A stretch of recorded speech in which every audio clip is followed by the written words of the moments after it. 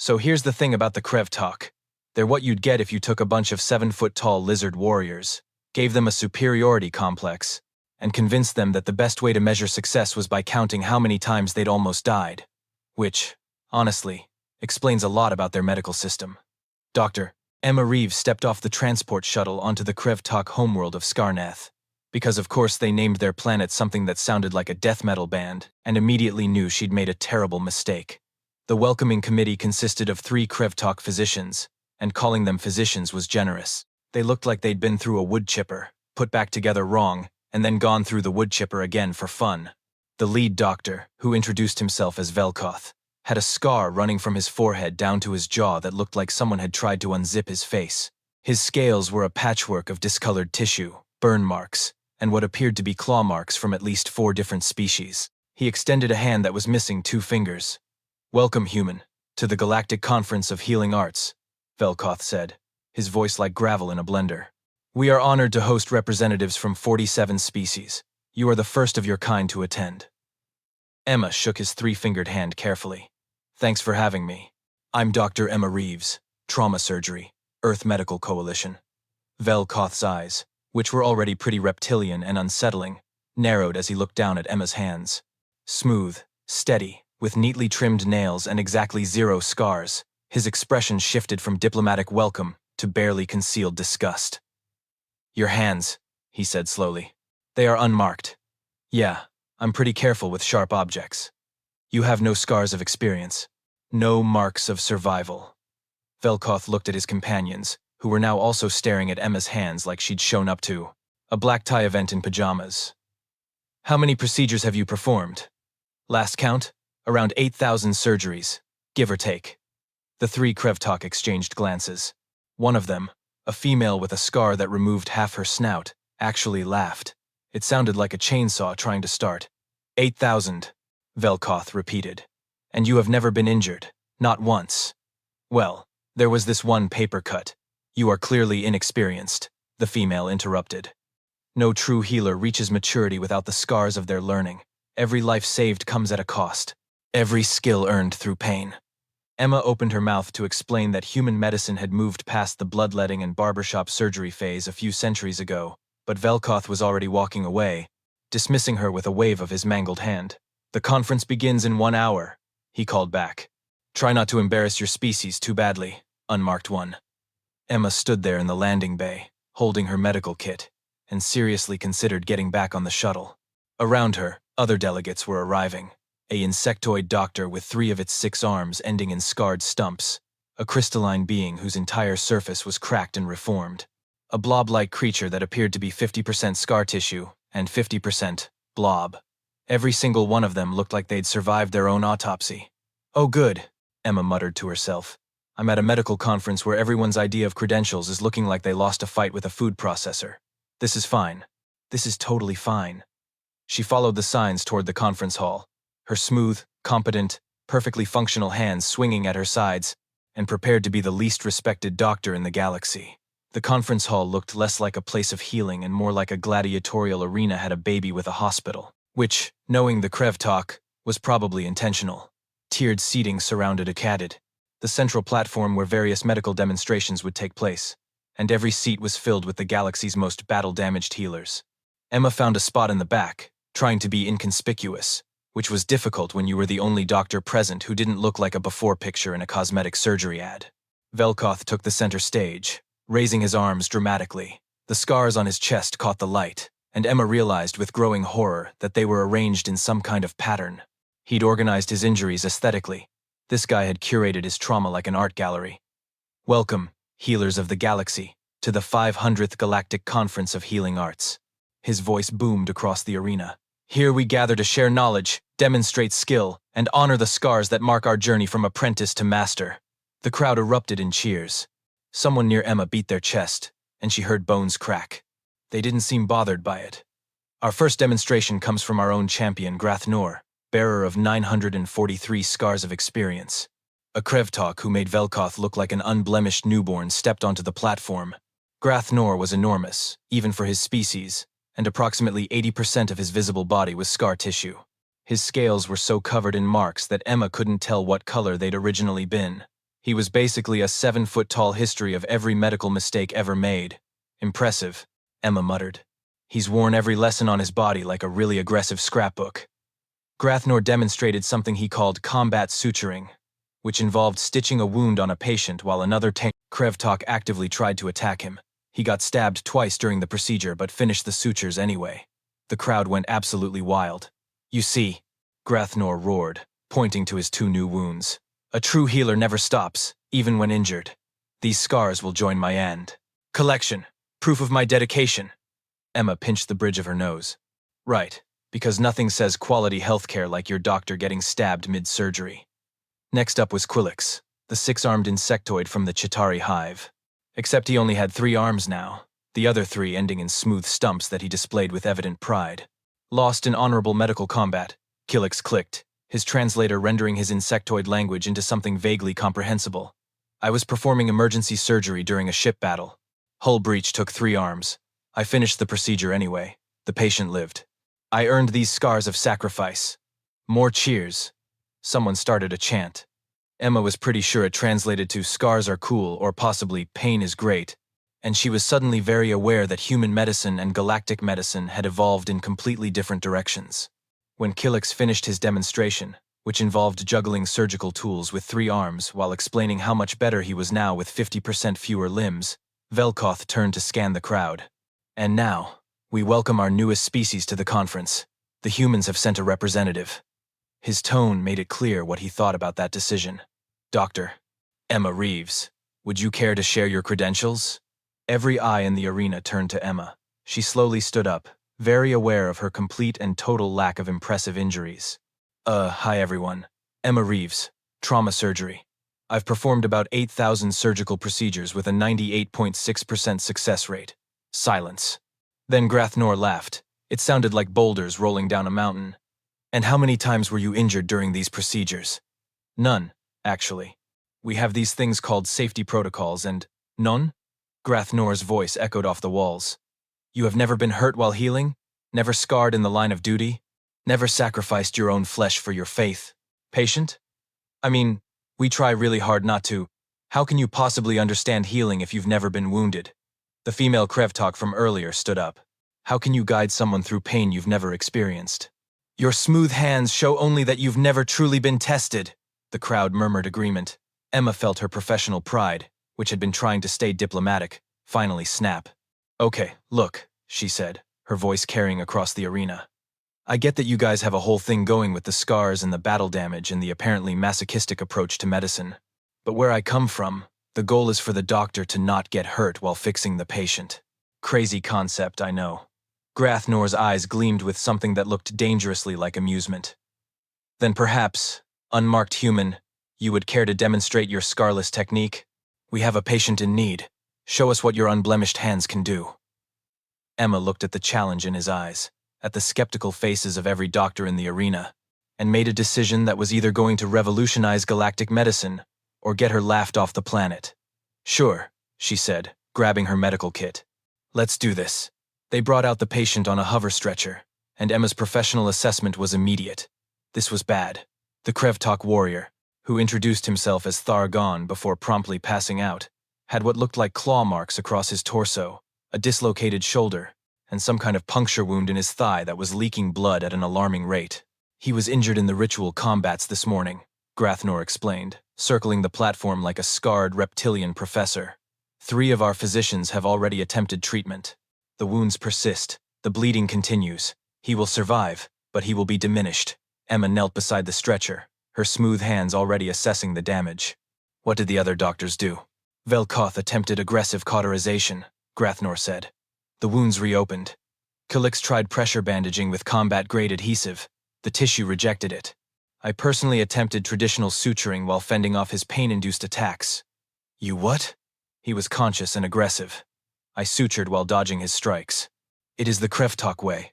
Grathnor gestured to a fresh cut on his arm. As you can see, I gained experience from the attempt. Emma stared at him. You let an injured, delirious patient attack you during surgery, and you think that's a feature, not a bug. It tests the healer's resolve. It's malpractice is what it is. Emma opened her medical kit, and the crowd leaned forward with interest. She pulled out a small injector, several sealed packages of surgical supplies, and what looked like a handheld scanner. Okay, first things first. We're going to do something radical here. We're going to make sure the patient can't feel pain and isn't conscious enough to punch the doctor. She pressed the injector to Thargon's neck. There was a soft hiss. Local anesthetic and a mild sedative, Emma explained. He'll be comfortable, relaxed, and not trying to kill me while I work. Revolutionary, I know. Grathnor's scarred brow furrowed. But without pain, how will he know he's being healed? He'll know because afterward he'll be, and I cannot stress this enough, healed. Emma ran the scanner over Thargon's wounds. Okay, the thigh puncture hit the femoral artery. That's why previous attempts failed. You can't just slap a bandage on an arterial bleed and hope for the best. The bleeding honors his warrior spirit. Someone in the crowd called out. The bleeding will kill him in about 40 minutes, actually. Emma pulled on a pair of surgical gloves from her kit. Several aliens gasped. Yeah, we also wear barriers between our hands and the patient. Keeps infections down. Another crazy human concept. She could feel the skepticism, radiating from every direction. But Emma had been a trauma surgeon for 12 years. She'd worked in emergency rooms where gang members and the people who shot them ended up in adjacent beds. She'd performed surgery during hospital evacuations. She'd once had to explain to a man why she couldn't reattach the finger he'd lost because he dropped it down a storm drain. A bunch of lizard people judging her hands was not going to throw her off her game. Watch carefully, Emma said, selecting a scalpel from her kit. I'm going to make a small incision to access the artery. Notice how I'm not wildly stabbing or letting anyone stab me while I do this. Her hands moved with practiced precision, steady and sure. The incision was clean, minimal, exactly as large as it needed to be, and not a millimeter more. She could hear the crowd murmuring, but she tuned it out, focusing on the exposed artery. There's the tear. Small, but arterial. Needs microsurgery. She pulled out what looked like a jeweler's loop and fitted it over her eye. This magnifies the work area, because trying to sew up an artery with your naked eye is a good way to make things worse. You use tools to compensate for weakness, Grathnor observed. I use tools to ensure precision, Emma corrected, threading a suture so fine it was almost invisible. There's a difference between weakness and efficiency. Her hands moved in tiny, controlled motions. Each stitch was perfect, each knot secure. The crowd had gone quiet, watching this strange human with her unmarked hands perform surgery that looked nothing like their aggressive, battle-tested methods. The goal here, Emma continued, her voice calm and educational, is to repair the damage while creating minimal additional trauma. We want the tissue to heal quickly and cleanly. Which means, and stay with me here because this is going to sound wild, we want as few scars as possible. She finished the arterial repair and moved to close the incision. Her sutures were so neat, they looked like a machine had placed them. In human medicine, we have an entire specialty dedicated to making scars smaller or removing them entirely, Emma said conversationally. They're called plastic surgeons. The arena erupted in confused chatter. Grathnor stepped closer, staring at her work. You have healers whose purpose is to remove scars? His voice was incredulous. To erase the marks of experience? Yeah, we're weird like that. Emma tied off the final suture and sat back. We prefer our patients to look and feel like they were never injured in the first place. Full function, minimal scarring, maximum quality of life. She moved to the shoulder next, relocating it with a smooth motion that took about 3 seconds. More gasps from the crowd. And the best part? Emma cleaned and dressed the claw marks on Thargon's torso with quick efficiency. My hands are still completely smooth. Because I didn't get hurt while healing my patient. That's not inexperience, gentlemen. That's competence. Thargon's breathing had stabilized. The bleeding had stopped. His wounds were neatly closed, already beginning the healing process with minimal inflammation. Emma stood up, peeling off her gloves, and met Grathnor's eyes. So, she said, still think smooth hands mean I don't know what I'm doing? Grathnor stared at Thargon, then at Emma's hands, then back at Thargon. His scarred face did something complicated that might have been confusion, or possibly a stroke. Emma really hoped it was confusion because she did not want to explain human neurology right now. The bleeding has stopped, he said slowly, like he was narrating a nature documentary about a phenomenon he didn't quite understand. The wounds are closed. The tissue shows no signs of rejection or inflammation. Yeah, that's generally what we're going for. Emma packed up her medical kit with the same steady hands that had just saved Thargon's life. It's called successful surgery. We do it a lot on Earth. It's kind of our whole thing. But your hands. Velkoth stood up in the crowd, pointing accusingly. They remain unmarked. You performed invasive surgery and emerged unscathed. This is unnatural. Emma resisted the urge to roll her eyes. Okay, let me explain something about human medical training, because clearly we need to have this conversation. On Earth, we spend 4 years in medical school, then anywhere from 3 to 7 years in residency, depending on specialty. During that entire time, the goal is to learn how to fix people without getting hurt ourselves. But how can you learn without pain? Kilix clicked from his seat. Pain is the greatest teacher. My missing arms taught me more than any instructor ever could. Your missing arms taught you that performing surgery during a hull breach is dangerous, Emma countered. Which, yeah, valuable lesson, but we could have also just told you that in a classroom and saved you the 3 limbs. She walked to the center of the platform, and something about her presence made the entire arena go quiet. Maybe it was the confidence. Maybe it was the fact that she'd just performed flawless surgery in front of the galaxy's most judgmental doctors. Or maybe it was because she was done being polite about their weird scar obsession. Human doctors practice on cadavers first, Emma said. Dead bodies. We learn to cut, suture, and repair on people who are already gone. We practice until we're perfect before we ever touch a living patient.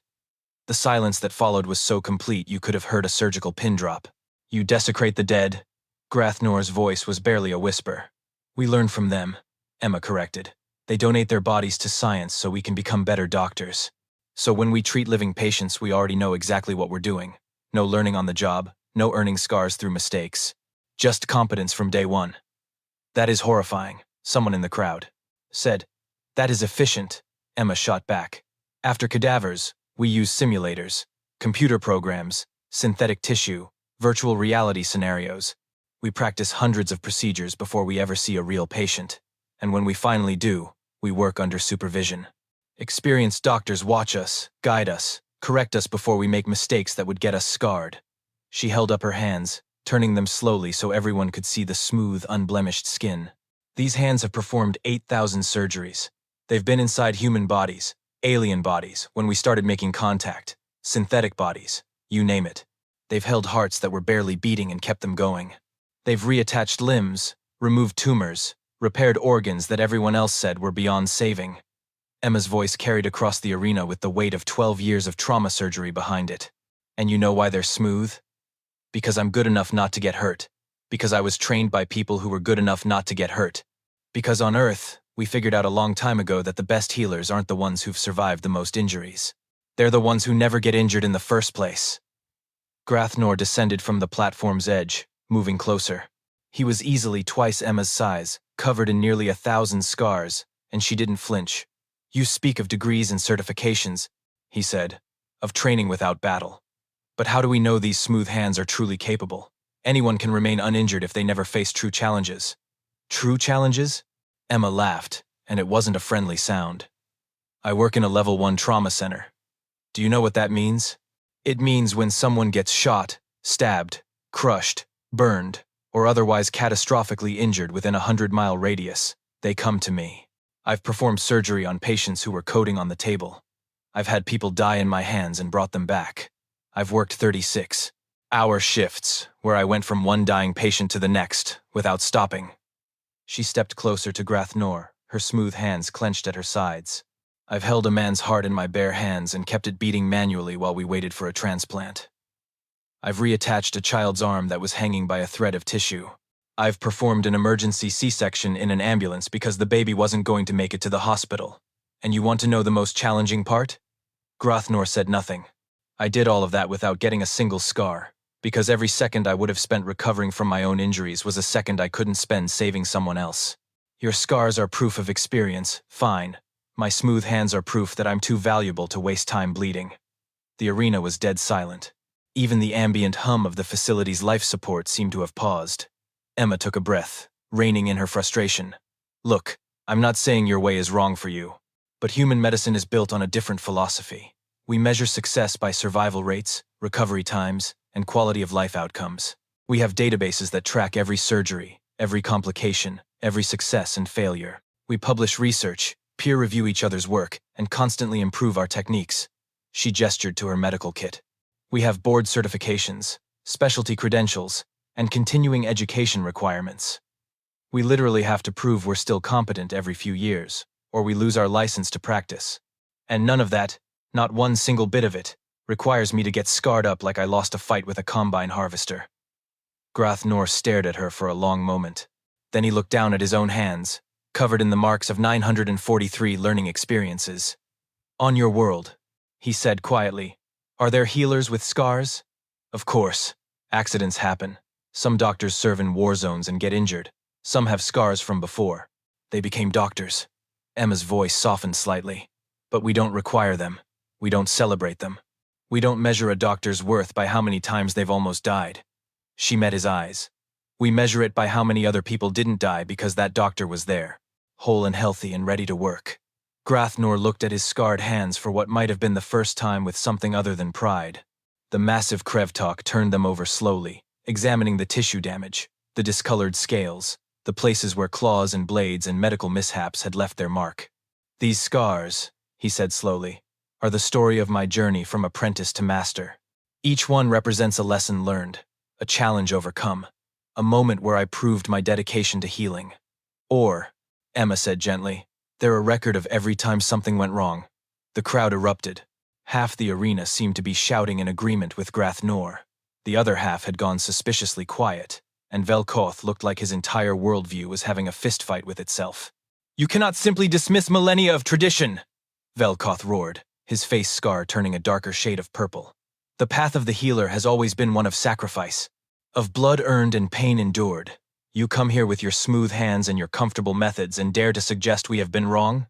I'm not saying you're wrong, Emma said, though her tone suggested she kind of was.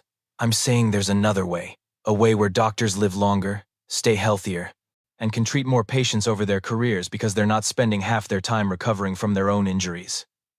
Killick stood on his 3 remaining legs, his antennae quivering. But the scars prove we understand suffering, that we have walked the path our patients walk. How can you comfort someone in pain if you have never known pain yourself? I've known pain, Emma said. I'm human. We stub our toes, get headaches, experience heartbreak, deal with all the normal suffering that comes with being alive. But my professional competence isn't measured by whether I've personally experienced every injury I treat. That's like saying a firefighter has to get burned before they can save someone from a fire. She pulled out a small holographic projector from her kit and activated it. Images filled the air above the platform. Medical certificates, diplomas, letters of recommendation, surgical success statistics. These are my credentials. Medical degree from Johns Hopkins University, trauma surgery residency at Massachusetts General Hospital, board certification in emergency medicine, fellowship in advanced surgical techniques. I've published 23 papers in peer-reviewed journals. I've trained 46 residents who are now practicing physicians themselves. My patient survival rate is in the 98th percentile globally. The holograms shifted, showing more data. I've performed 8,312 surgeries with a complication rate of 1.2%. My post-operative infection rate is 0.3%, which is below the global average. My patients return to full function, an average of 30% faster than standard recovery times. Emma turned off the projector. Those are my scars, data points, success rates, lives saved. We just keep them in databases instead of wearing them on our skin. Grathnor moved closer to the hologram's fading light, his expression unreadable. You practice on the dead to avoid mistakes on the living. You use machines to simulate experience. You measure success in numbers rather than personal cost. He paused. And your patients heal faster with less scarring. Yeah, that's kind of the whole point of medicine. Making people better. But at what cost to the healer's spirit? Grathnor's voice carried genuine curiosity now. If you never suffer, never sacrifice, never bear the marks of your profession, how do you prove your commitment? How do you show you have earned your position? Emma thought about the 36-hour shifts, the patients she couldn't save no matter how hard she tried, the nightmares about the ones who died on her table, the crushing weight of holding someone's life in her hands and knowing one wrong move could end it. She thought about the emotional scars that didn't show on smooth skin. We prove it by showing up, she said quietly, by being there when someone needs us, by staying sharp and focused and capable no matter how tired we are or how much we've seen. You want to know the real battle wound of human medicine?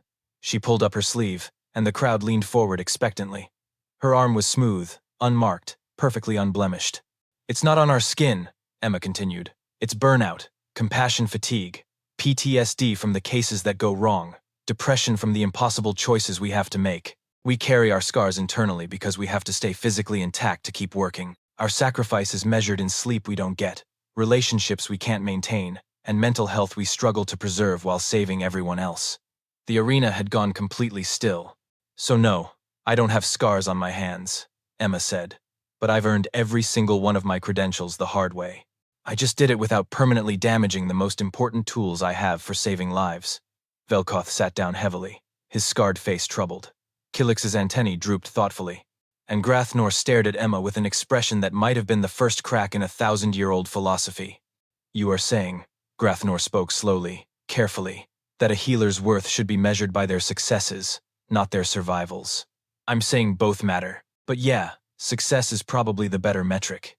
If I told you I had a pilot who'd crashed 100 ships but survived every crash, versus a pilot who'd flown 1,000 missions without incident, which one would you trust to fly you somewhere? Grathnor opened his mouth, closed it, then made a sound that might have been a laugh or possibly his entire belief system cracking. The one without crashes. Exactly. Same principle. The doctor who never gets hurt might just be the one who actually knows what they're doing. Someone in the crowd stood up. It was a Krevtok Emma hadn't seen before, younger, with fewer scars than the others. I earned 17 scars during my training, the young doctor said. I was proud of each one, but I also lost 3 patients to complications while I was recovering from my injuries and could not treat them. I have always thought this was simply the cost of becoming a healer. Emma met his eyes. It doesn't have to be. Grathnor walked a slow circle around the platform, his taloned feet clicking against the metal floor. The sound echoed through the silent arena like a countdown to something. Emma couldn't tell if she'd just revolutionized galactic medicine or was about to get thrown off the planet for heresy. I have been a physician for 43 solar cycles, Grathnor finally said. I have earned 943 scars. I have trained 62 apprentices in the Krevtok way. I am considered the finest healer my people have produced in generations. He stopped directly in front of Emma, towering over her. And in 43 cycles, I have saved approximately 4,000 lives. Emma did the math in her head and tried to keep her face neutral. 4,000 patients over 43 years meant he was averaging less than 100 surgeries per year. She'd done 8,000 in 12 years. The numbers were not flattering to the scar-based system. How many years have you practiced, human? Grathnor asked. 12. The crowd muttered.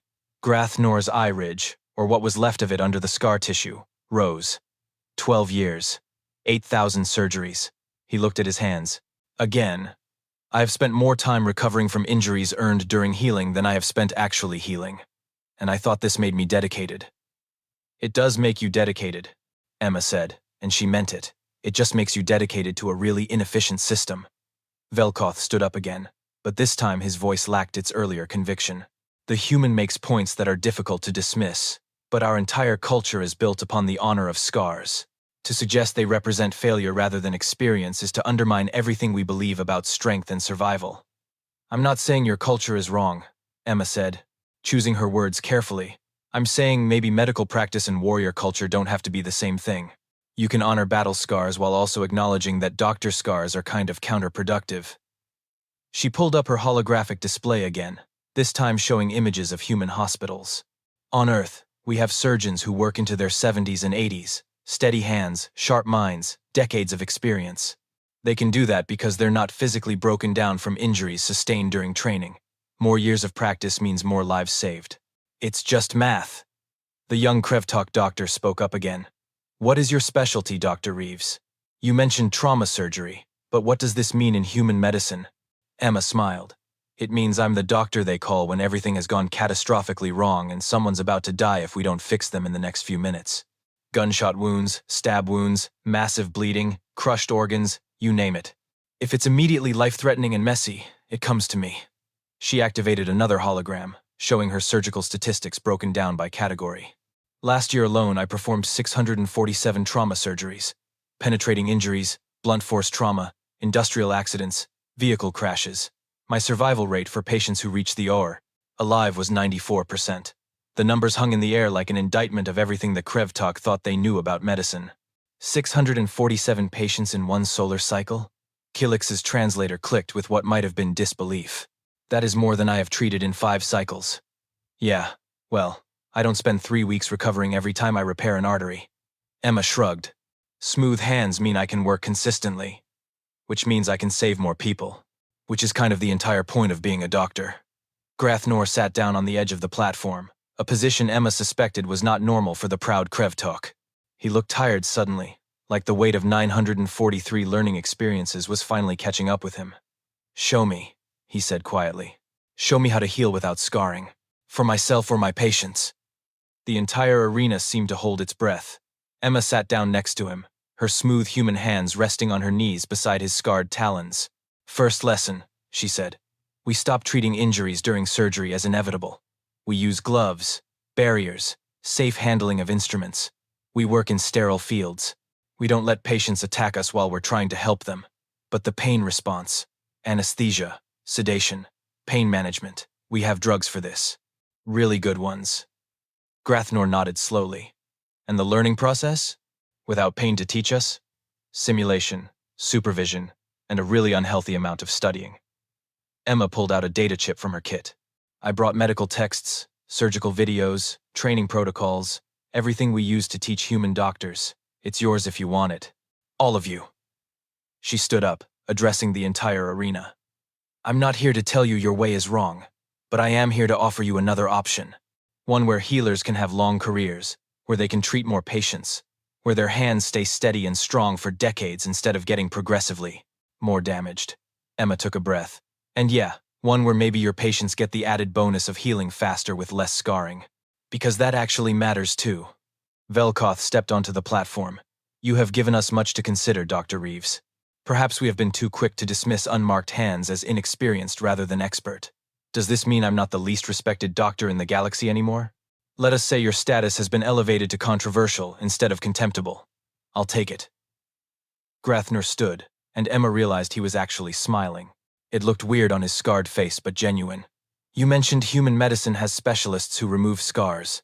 These plastic surgeons." "Yeah, we do. They're actually really good." "Could they?" Grathnor gestured at his extensively damaged body. "Would it be possible to reduce some of these?" "Not all," he added quickly. "Some are truly earned in battle and I wish to keep them. But the ones from medical training, from mistakes and learning experiences," he trailed off. Emma felt a grin spreading across her face. "You want to erase your medical school scars and keep your warrior scars. It would be a way to honor both traditions, the marks of true battle and the smooth hands of true healing. I think that could be arranged. We'd have to do it gradually, and it won't be cheap. But yeah, we can do that." The young Krevtok doctor approached. "And the training materials you mentioned? You would truly share them? That's why I'm here. Galactic Medical Conference, remember? Sharing knowledge is kind of the whole deal." Emma rolled up her sleeve to put away the data chip, and Grathnor's eyes caught on something. A small, pale line on her forearm, barely visible, maybe an inch long, but definitely a scar. "Wait," he said, pointing. "You said you had no scars from medical practice. But there, what is that?" Every eye in the arena focused on Emma's forearm. She looked at the tiny mark, and sighed. "Oh, that. Yeah, that's my only scar from practicing medicine." "A surgical mishap?" Velkoth asked. "A patient's attack?" "Paper cut," Emma said flatly. "From filling out insurance paperwork." Silence. "I'm sorry." Killix clicked. "Did you say paper?" "Yeah. Earth still uses physical documents for some medical administration stuff. It's archaic and stupid, but insurance companies love their forms. I was filling out a prior authorization request for a patient's medication, got a paper cut, and it's scarred. This tiny, stupid little line is my only permanent mark from 12 years of trauma surgery." Emma held up her arm, displaying the least impressive scar in galactic history. "That," she said, "is the real battle wound of human medicine. Not the surgery, not the emergency procedures, not the life or death decisions, the paperwork, the bureaucracy, the insurance companies that make you justify why someone needs life-saving medication. That's what finally got me." Grathnor stared at the scar, then at Emma, then back at the scar. Then he started laughing. It was a deep, rumbling sound that shook his entire scarred frame. Velkoth joined in, then Killix. Then the entire arena was roaring with laughter.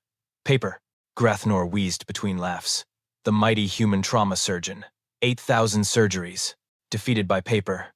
Yeah, well, insurance companies are the real monsters in my line of work." Emma grinned. "But at least I've still got smooth hands for surgery, which is what actually matters." Grathnor placed a scarred hand on Emma's shoulder. careful not to let his talons pierce her decidedly non-scarred skin. Dr. Reeves, I believe you have much to teach us, and perhaps we have a few things to learn about what truly makes a healer worthy of respect. Does this mean smooth hands are officially acceptable now? Let us say they are evidence of either great skill or great cowardice, and we are now willing to determine which through demonstration, rather than dismissal. I'll take it. As the conference moved forward, with KrevTalk doctors eagerly gathering around Emma's holographic displays and asking questions about anesthesia and sterile technique and how exactly one got injured by paper, Emma caught sight of Thargon. The patient she'd treated earlier was sitting up, examining his neatly sutured wounds with wonder. "These will barely scar," he said, sounding amazed. "That's the idea," Emma replied. "But how will anyone know I was injured in honorable combat?" Emma patted his shoulder. "You could just tell them." Novel concept, I know.